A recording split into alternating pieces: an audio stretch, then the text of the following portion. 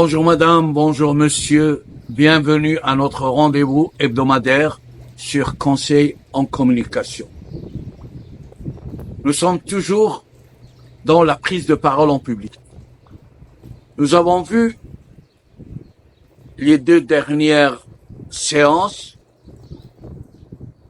que dans une prise de parole en public, il y a 3 éléments fondamentaux. Il y a le verbal, c'est tout ce que nous disons, et on a vu que les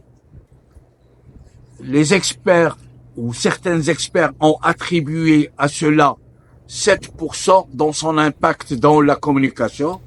Nous avons vu aussi la séance dernière le paraverbal, à savoir la voix, le timbre, le débit et tout, et son impact est de 38%.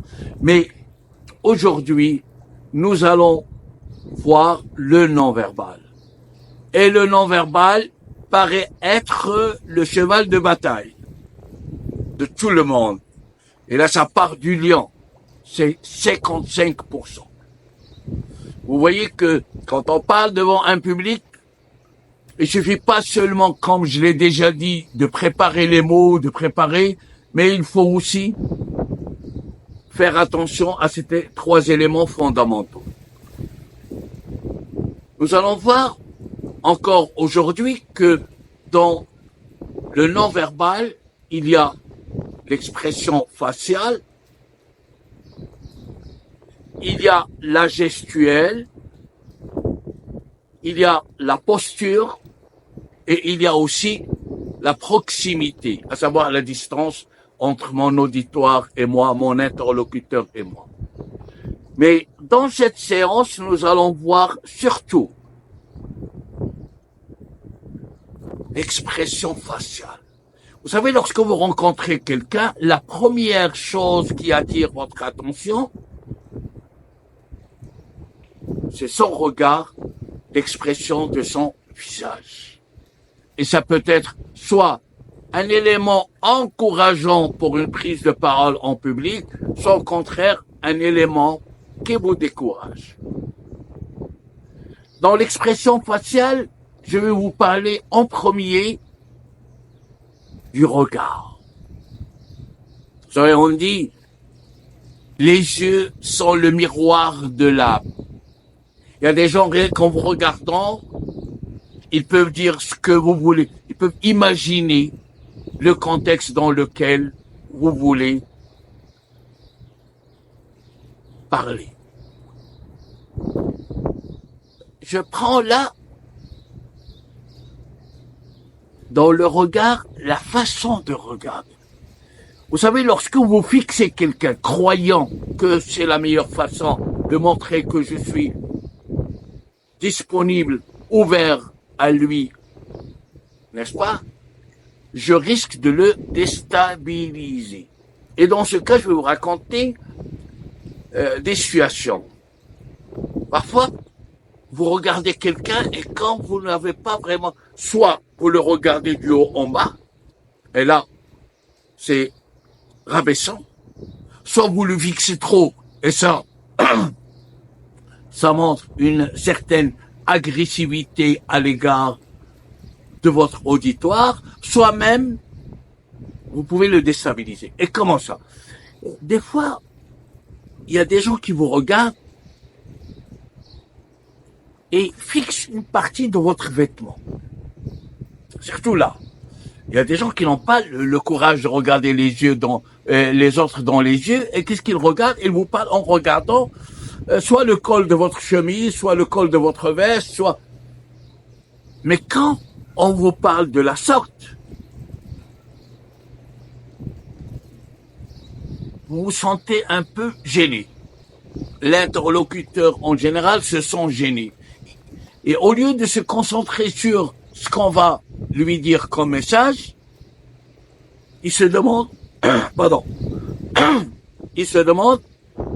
mais qu'est-ce qu'on est en train de regarder? Est-ce qu'il n'y a pas quelque chose de gênant? Et là, au lieu de vous concentrer sur le message partagé, vous êtes en train de regarder. Et ça arrive à tout le monde.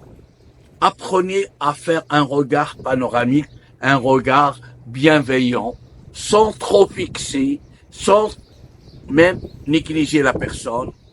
Il faut regarder par gentillesse et dites-vous que cette personne qui est en face de vous, c'est une personne envers qui vous devez avoir une certaine bienveillance, une certaine disponibilité, un sourire, bon. Et lorsque le regard est accompagné d'un sourire, de bienveillance, cela ne peut qu'être encore et encore plus reposant et votre interlocuteur s'ouvre à vous, vous écoute, vous regarde et peut-être même, si vous avez la chance, vous admire. C'est le visage en premier, c'est le visage en premier qu'on regarde. Un sourire, je regarde la personne en face de moi pour lui dire « Je suis honoré de m'adresser à vous. C'est un honneur, c'est un plaisir. » Et voilà, les yeux sont le miroir de l'âme. Les yeux sont des fenêtres qui vous ouvrent sur l'autre. Alors, s'il vous plaît, ayez cette bienveillance. Donc, je récapitule pour finir. Moi, dans cette séquence de vidéo, je ne veux m'arrêter que sur le regard, le sourire. Et encore, le sourire, il faut savoir de quel sourire. Parce qu'il y a un sourire en cœur, parce qu'il y a un sourire rabaissant, parce qu'il y a... Non, gardons la pêche, regardons cette personne. Et puis aussi, vous savez, mes amis, que l'expression du corps reflète l'état d'âme de la personne qui est en train de parler. Dites-vous bien que la personne qui est en face de vous est une personne qui vous a accordé son temps, son écoute, et que, en échange, vous devez lui témoigner d'un respect et d'une bienveillance. Sourire, regard, ça coûte rien, mais ça fait du bien. Alors, pourquoi regarder l'autre et le considérer comme étant un adversaire ou comme étant quelqu'un de malveillant? Non, parce qu'il suffit que vous le croyiez pour que cela se dégage sur l'expression de votre visage. Je dois me dire que la personne qui est en face de moi est une personne qui va apporter un plus à ma carrière personnelle, à ma vie professionnelle, à ma carrière de vie en général, que ce soit professionnel ou personnel. Faites bien attention à cela. Considérez la personne qui est en face de vous. Considérez les personnes qui sont en face de vous. Lorsque vous parlez, regardez-les. Dans certaines prises de parole en public, il y a des gens qui prétendent ne pas avoir le courage. Ils parlent aux gens en regardant le plafond, surtout quand on est devant un grand public. Ils regardent soit le plafond, soit ils regardent les slides au moment d'une présentation avec des images, soit ils regardent les documents, soit ils regardent leur PC. Non, mes amis, pour montrer à l'autre que vous êtes là pour lui, que vous êtes ouvert à lui, que ce soit une personne ou plusieurs personnes, apprenez s'il vous plaît à le regarder avec une bienveillance. J'espère que cela va vous apporter un plus. J'espère que ces modestes conseils vont attirer votre attention sur comment entretenir l'autre. Et je vous souhaite une bonne journée.